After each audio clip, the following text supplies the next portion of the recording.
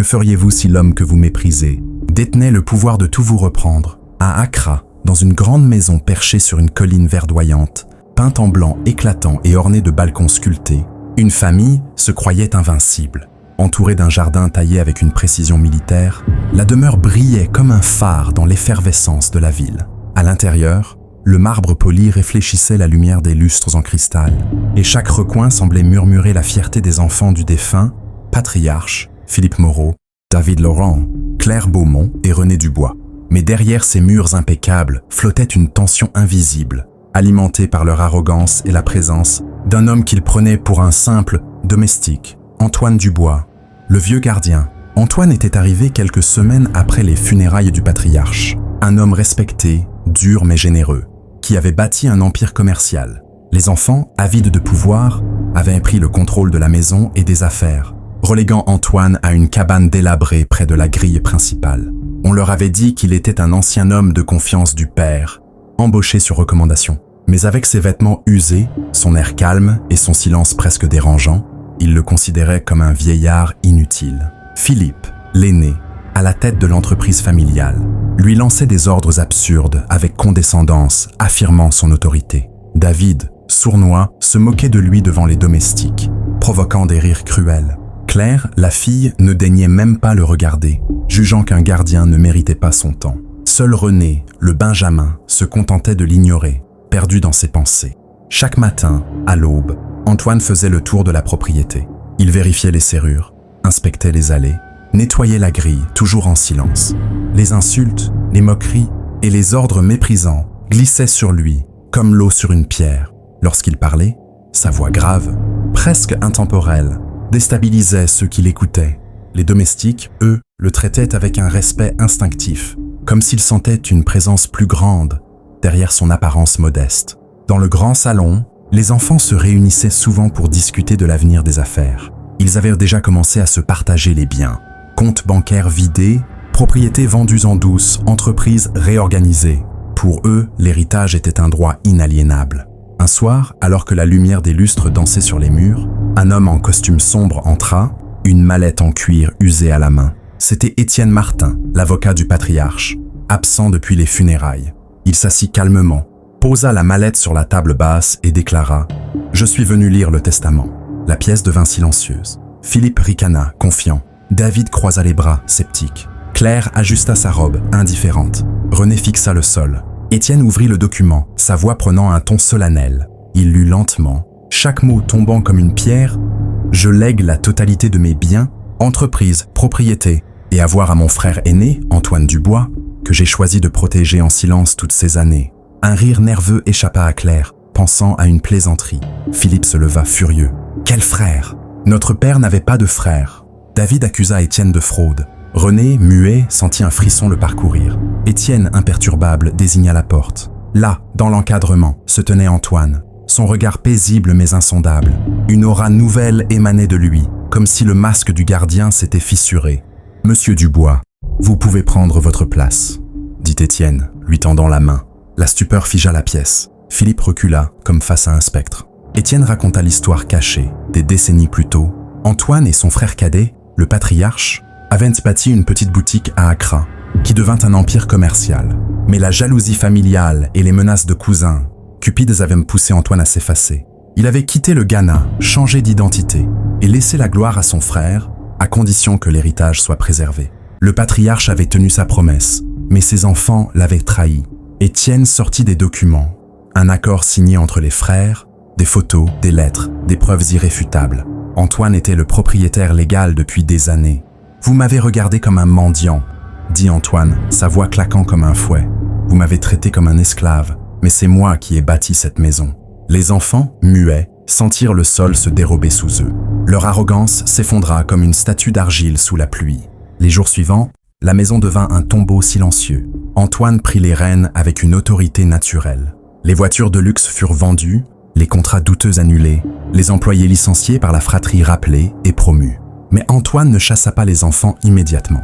Il les laissa errer dans la maison, fantômes d'un pouvoir révolu, pour qu'ils ressentent le poids de leur chute. Un matin, il les convoqua dans le salon. Ils s'assirent, méfiants, certains pleins d'espoir, d'autres rongés par la colère. Antoine les observa longuement, comme s'il cherchait une lueur d'humanité dans leurs yeux. Quand un arbre donne des fruits, il attire les mains, dit-il. Mais quand ses racines sont enfouies, on oublie qu'il a planté. Vous êtes né dans l'abondance, mais vous avez choisi d'être aveugle.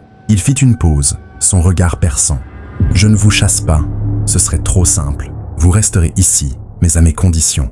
Vous allez apprendre. Philippe se redressa. Vous ne nous chassez pas? Antoine répondit froidement.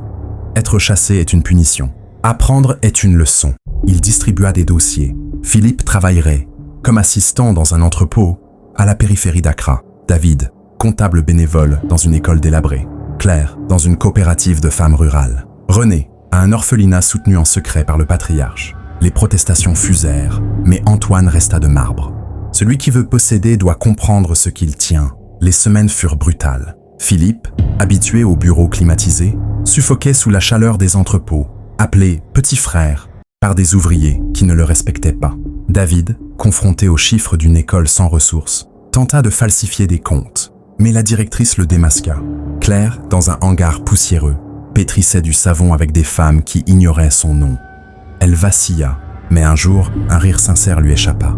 Un écho de solidarité qu'elle n'avait jamais connu. René, à l'orphelinat, trouva un sens. Il construisit une balançoire avec des pneus, partagea ses repas et commença à écrire un journal, son cœur s'ouvrant peu à peu. Antoine observait de loin, notant chaque geste, chaque échec. Il ne cherchait pas des héritiers de sang, mais des âmes dignes de l'héritage. Les rumeurs se répandirent à Accra. L'empire familial renaissait, plus juste, plus humain. Les journaux parlaient d'un roi silencieux qui transformait tout. Les employés témoignaient de décisions équitables. Les communautés recevaient des fonds pour des écoles et des cliniques. Mais Antoine savait que la véritable épreuve des enfants approchait. Des mois plus tard, il les convoqua dans une salle austère à l'étage. Leur apparence avait changé. Vêtements simples, bijoux disparus, arrogance évanouie. Ils attendaient, tendus, leur sort entre ses mains. Antoine entra, son regard aussi tranchant qu'un couteau. « Vous avez eu une chance que vous n'avez jamais offerte à personne, » dit-il. « J'ai vu vos actions. » Il s'adressa à Philippe. « Tu as soudoyé un contremaître pour éviter le travail. Tu n'as rien appris. À David. Tu as volé des fonds destinés à des enfants sans livre. Honte à toi. À Claire. Tu as humilié une femme qui t'a corrigé. Ton cœur reste fermé. Enfin, à René. Tu as travaillé avec honnêteté, partagé ton pain, soigné un enfant. Mais tu as gardé le silence face au mal. La vérité demande du courage. » Il posa un dossier sur la table. « À partir de ce jour, vous n'avez plus aucun droit sur cette maison, ces entreprises ou ces fonds. Tout est placé dans une fondation pour le bien commun. Aucun héritier de sang n'y accédera sans le mériter. » Un cri échappa à David. Philippe s'accrocha à la table, blême. Claire s'effondra en larmes. René, les yeux humides, s'inclina et sortit en silence. Mais Antoine n'avait pas fini. Il fit un signe à Étienne, qui ouvrit une porte dérobée. Une foule entra. Des employés de l'entrepôt, des femmes de la coopérative, des enfants de l'orphelinat, des enseignants de l'école. Ils portèrent des registres, des plans, des rêves écrits sur des feuilles usées. « Voici les nouveaux gardiens de l'héritage », déclara Antoine. « Ce ne sont pas des héritiers de sang, mais des âmes qui comprennent la valeur du travail, de la justice et de l'humilité. » La pièce trembla sous le poids de ces mots. Les enfants, désormais étrangers dans leur propre maison, furent escortés dehors par les domestiques, qu'ils avaient autrefois méprisés. Leurs pas résonnaient comme des échos d'un passé perdu. Antoine, seul dans le grand salon, s'approcha d'une fenêtre donnant sur Accra. Les lumières de la ville scintillaient, comme des étoiles tombées sur la terre. Il sortit une vieille photo de lui et de son frère, riant ensemble dans leur boutique d'autrefois. « Nous l'avons fait, frère », se murmura-t-il, un sourire paisible aux lèvres. Puis il se tourna vers la foule rassemblée. « Cette maison n'appartient plus à une famille, » dit-il. « Elle appartient à ceux qui savent construire, non détruire. » La foule éclata en applaudissements, un grondement qui fit trembler les murs. Antoine, le roi silencieux, s'inclina légèrement, puis disparut dans sa cabane, laissant derrière lui un empire transformé.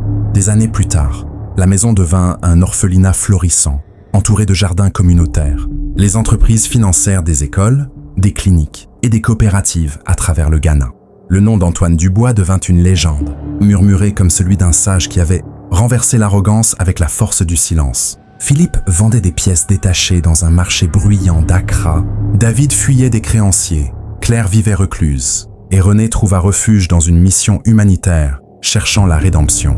Antoine s'éteignit dans sa cabane, un sourire aux lèvres, son héritage vivant à travers ceux qui l'avaient élevé par sa justice. Cette histoire nous enseigne que l'arrogance aveugle, mais l'humilité révèle la vérité.